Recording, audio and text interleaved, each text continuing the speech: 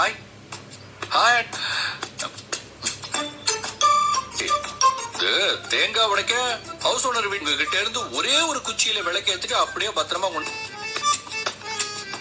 அப்படி பண்ணிருக்க கூடாது. இதுதான் பாட்டி, இதுதான் இந்த வீட்டுக்கு நான் குடி வந்திருக்கேன். என்ன ஆகுறது? வாழ போற வீடு வேற சொன்னதும் என் வாய் சும்மா இல்லாம பொசுக்குன்னு எவ்வளவு அழகா சொல்றாங்க. பெரியவா சொல்லுவா, நாழி ஆயிண்டே இருக்கு, விளக்கு ஏத்துட்டு குடு குடு குடுன்னு ஓடி வந்து அது அப்படியே உங்க கையில கொடுத்து தீப்பெட்டிய பிழிஞ்சு காய வச்சு. எங்க வீட்டு தீப்பெட்டிய நான் என்ன வேணாலும் பண்ணுவேன். பாருங்களேன், சும்மா சும்மா எரிச்சல கிளப்பிட்டு இருக்க. ஹவுஸ் ஓனர் வீட்டுல தேங்காய் உடை.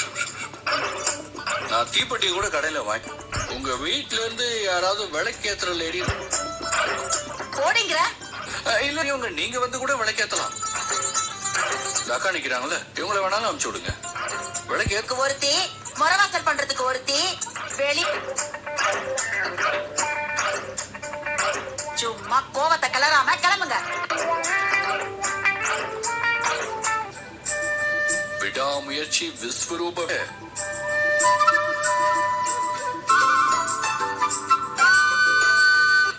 அது ஒண்ணு இல்ல மாமி, பக்கத்துல இருக்காளே பாப்புட பேருங்க. சரிதான் சரிதான். ஆமா, அதுக்கே அவளை கூப்பிட்டா எப்படி வருவாங்க? அவ்வளவுதான்.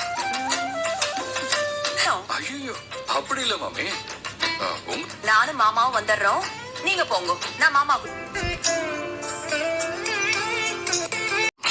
எனக்கு தெரியாது மாமா. இங்க இருக்கு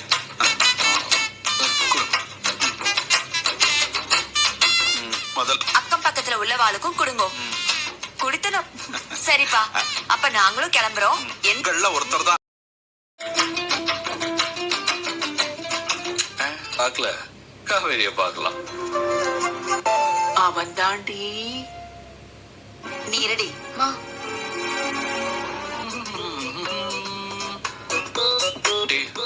நான் தொல்லை எல்லாம் பண்ண வரல.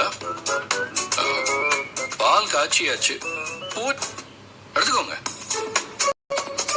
Sorry sorry sorry sorry sorry anti anti, கொஞ்சம் கூட சரியில்லை. இப்படியே பண்ணி இப்ப நான் என்ன பிரச்சனை பண்ணிட்டேன்னு போலீஸுக்கு ஆச்சுன்னா அக்கம் பக்கத்துல கொடுக்கறது ஒரு சம்பிரதாயம் இல்லையா பாட்டி? மாமி அவங்க தான் சொன்னாங்க, போய் கொடுத்துட்டு வாப்பா.